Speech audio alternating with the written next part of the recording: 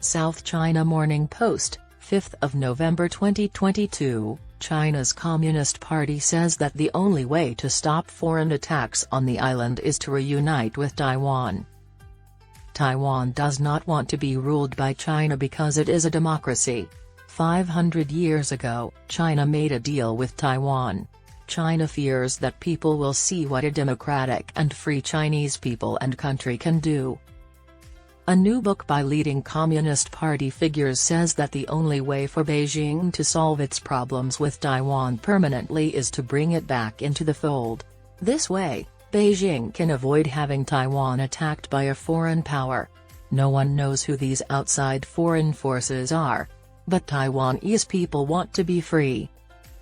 Only by fully reuniting the motherland can fellow citizens on both sides be freed from the shadow of civil war and work together to make and share lasting peace across the Taiwan Strait, a piece in the book said. The publication is why the party changed its constitution last month. The piece said that unification with Taiwan is the only way to keep Taiwan from being occupied by foreign countries again and to beat the attempts of external forces to contain China and protect national sovereignty, security, and development interests. It also said that union was the only way to get rid of the threat that forces pushing for Taiwan's independence would separate China. The article gave a reason for the party's choice to add opposing and containing Taiwan independence to its constitution last month. This is the first time the document has made an apparent reference to the issue of tensions around the island. About 20 leading party activists wrote the book Questions and Answers of the 20th Party Congress Constitution Amendments. It was supervised by 3 current members of the 7-person Politburo Standing Committee, Wang Huning, who used to be the party's ideology chief, Zhao Ji, who used to be its anti-corruption chief, and Deng Xuexiang, who is President Xi Jinping's chief of staff. The book came out on October 28 from the Party Building Books publishing house, which is connected to the Central Organization Department, the party's leading body for hiring and teaching staff. Even though Beijing has been very vocal about the Taiwan situation since U.S. House Speaker Nancy Pelosi's visit to Taipei in August, the Communist Party rarely makes its points so clear when it comes to the Taiwan problem. The book didn't talk about how Beijing would unify with Taiwan. However, in his work report at the 20th Party meeting last month, Xi said that Beijing would do everything it could to reunite with Taiwan peacefully, but it would never promise not to use force. The U.S. is named directly in the most recent piece, as some U.S. groups saw mainland China as a significant strategic enemy and long-term threat out of a hegemonic and Cold War mentality.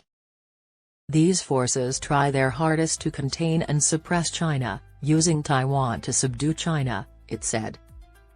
The U.S. claims that it supports the One China policy, not Taiwan independence, but some forces in the country have been acting the opposite. They strengthen official connections with Taiwan, plan military sales and strengthen military ties between the U.S. and Taiwan. The story said that these groups pushed Taiwan's independence supporters to make things worse on the other side of the strait by accusing the mainland of putting pressure on, threatening, and unilaterally changing the status quo. The writers said that these steps were bound to fail. Unification is the right thing to do and the way things have always gone, the article said.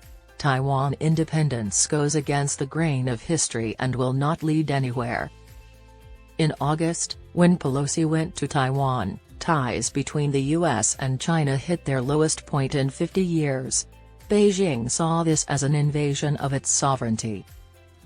Beijing had warned Pelosi many times not to go, so it strongly condemned the visit and held days of live fire drills around Taiwan, including dozens of crossings over the median line in the Taiwan Strait, which had been the actual border until that point.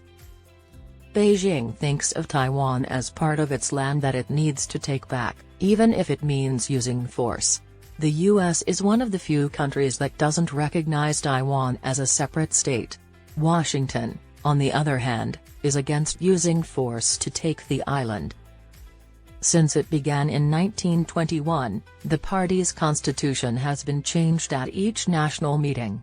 It now includes the political ideas of all of the party's most influential leaders, from Mao Zedong to Xi, and a change made in 1982 that banned personality cults.